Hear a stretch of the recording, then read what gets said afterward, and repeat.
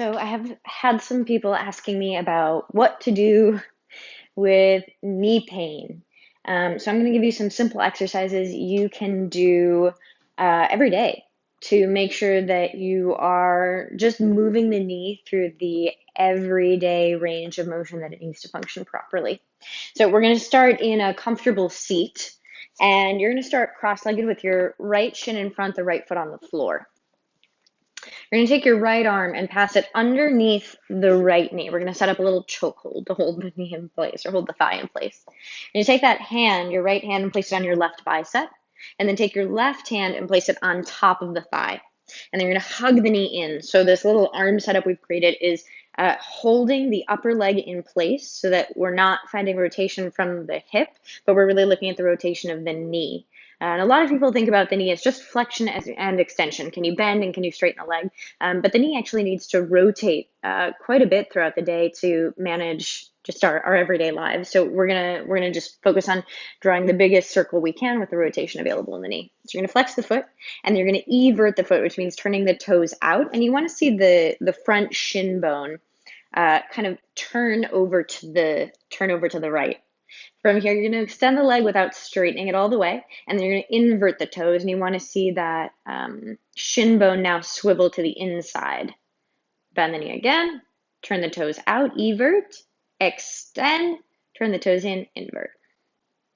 Bend, turn the toes out, extend, in, bend. Keep the toes in, extend the leg, evert, bend the knee, invert, extend the leg, evert, bend, invert.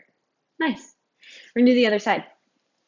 So cross your right shin in, left foot is in front on the floor.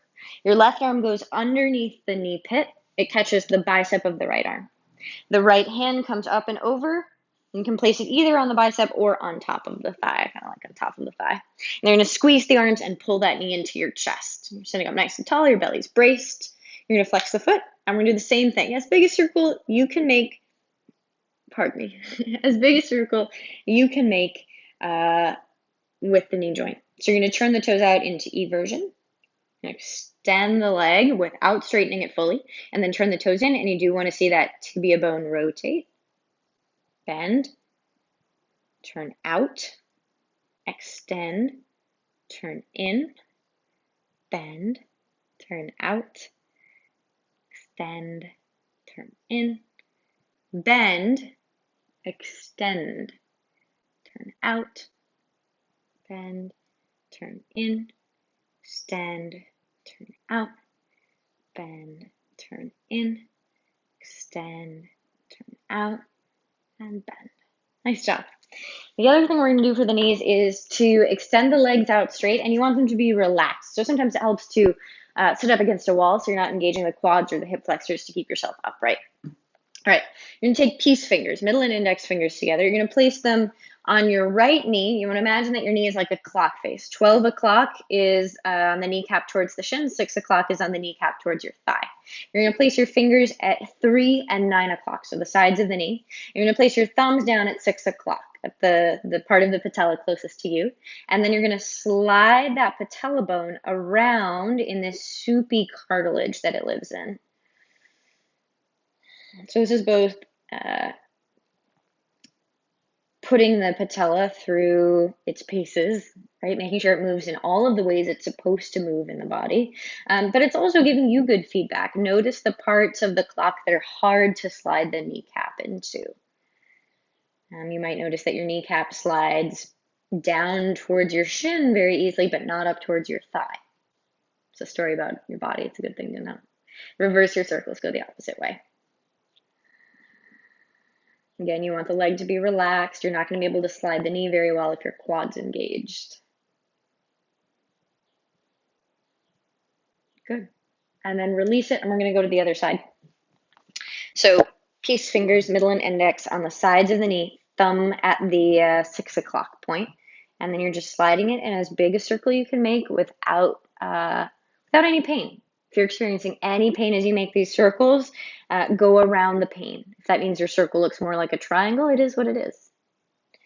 And maybe this brings up fear for you, right? Because a lot of people who have knee issues, if you go to a fitness class or you go to see someone about your knee issues, uh, often the answer is, well, just don't do that. That thing that creates pain, just avoid doing that. So then we learn that the way that we stop pain is by stopping movement.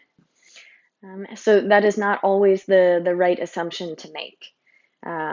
Oftentimes when we stop moving, that's when things get stiff. Uh, we're not introducing any blood flow or oxygen or nutrients to that area. We're not telling the tissue how it would like to function. So oftentimes that means we're more prone to injury when we've stopped moving or we stopped doing certain movements. Reverse your circles if you haven't already.